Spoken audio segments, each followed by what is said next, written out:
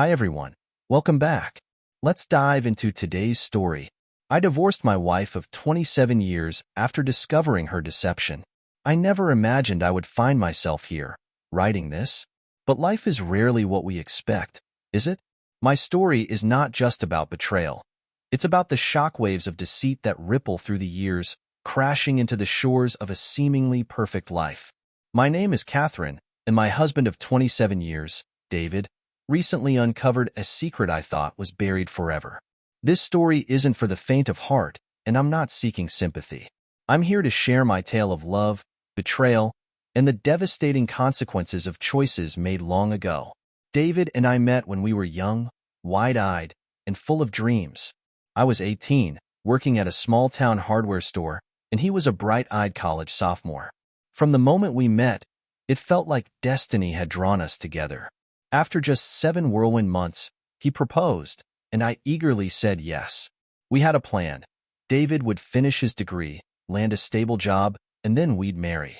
I was content with this arrangement, or so I told myself. But beneath my smiles and assurances lay a seed of insecurity, a nagging fear that distance and time might lead David to someone else. It was during this period of doubt and longing that my biggest mistake walked into my life.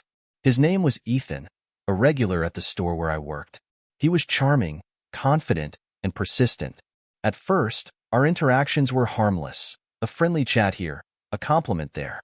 But soon, Ethan's flirtations became bolder. He'd linger at the counter, his eyes lingering on mine, his words dripping with allure. "Catherine," he'd say, leaning in just enough to make my heart race.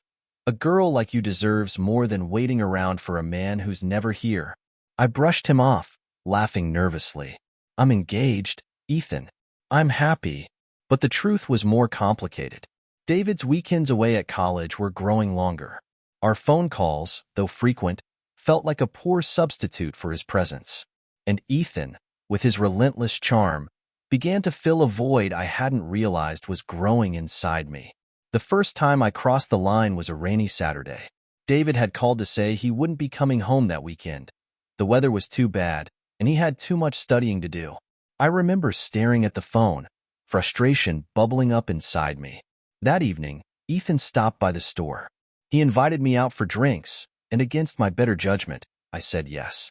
One drink turned into 2, then 3. The lines blurred, and before I knew it, I was in his car, his hand on mine, his words soft and persuasive. "You deserve to feel wanted, Catherine," he whispered. The next morning, guilt hit me like a freight train. But instead of stopping, I allowed myself to be swept further into the storm. Over the next 2 weeks, I met Ethan several more times. Each time, I promised myself it would be the last. Then David came home. Seeing him again was like stepping into the light after weeks of darkness. His smile, his warmth, it all reminded me of why I fell in love with him. I ended things with Ethan immediately, vowing to bury the affair and never speak of it again. And for 27 years, I kept that promise. David and I built a beautiful life together. He was the provider, the protector, the kind of man who would move mountains for his family. I took pride in being his wife and the mother of our 2 incredible children. Together, we created a world filled with love, laughter, and memories I thought would last forever. But secrets have a way of surfacing, don't they? It all unraveled on a seemingly ordinary Saturday. David decided to clean out the basement, a task we'd both been putting off for years.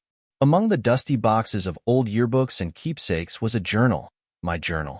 I had written it during my younger years, a way to process my thoughts and emotions. I had completely forgotten about it, much less remembered that it contained the darkest chapter of my life. David found it and began reading. When he came upstairs, holding the diary like it was something filthy, his expression said it all.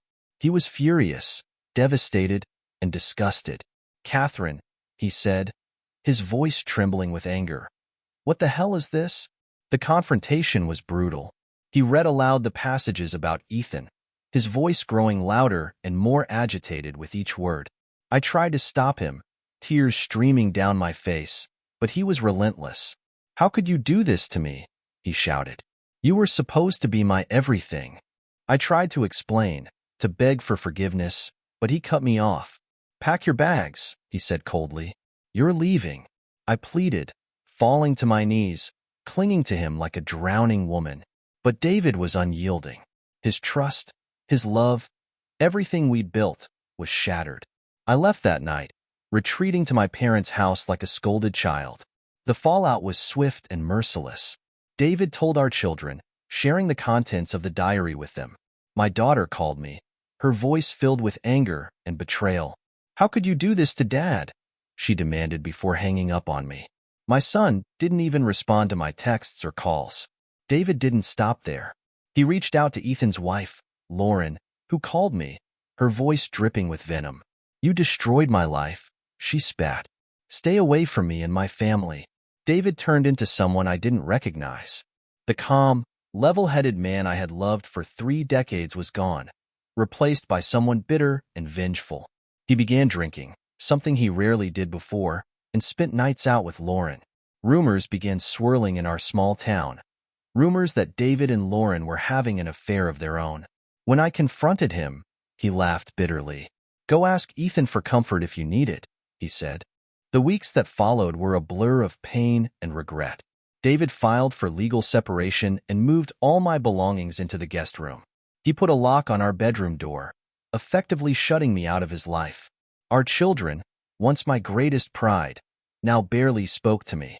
My daughter even suggested a DNA test to confirm that David was their father, a cruel jab that cut me to the core. Months have passed, but the wounds are still fresh. David and I are now divorced, our once perfect life reduced to ashes. He's moved to Florida, closer to our children and his parents. I'm left behind, grappling with the weight of my choices. I thought time would heal the pain, but some scars never fade. I see now that trust, once broken, is nearly impossible to rebuild. Looking back, I wonder how things might have been different if I had made better choices, if I had destroyed that diary all those years ago. But regret is a heavy burden, and it offers no solace. This is my story, a cautionary tale about the devastating power of secrets and the fragile nature of trust. If nothing else, let it serve as a reminder. The past has a way of catching up with us, no matter how deeply we try to bury it. If you enjoyed this story of resilience and redemption, don't forget to like, share, and subscribe to Lost Love Mystery. Your support helps us bring you more heartfelt tales like this one. Have a story of your own? Feel free to share it with us. We'd love to hear from you. Stay tuned for more stories that touch the soul and remind us of the strength in every heart.